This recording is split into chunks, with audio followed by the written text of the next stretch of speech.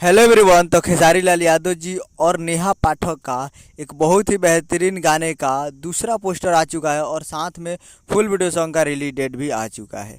और इस गाने को लिखे हैं विशाल भारती जी और इसमें म्यूजिक दिए हैं मनु सिन्हा जी और इसे गाए हैं खेसारी लाल यादव जी, जो कि आपको स्क्रीन के ऊपर दिखाई दे रहा है। जिस सॉन्ग का टाइटल रखा गया है जून में, जिसका टाइटल है जून में, और ये दूसरा पोस्टर है।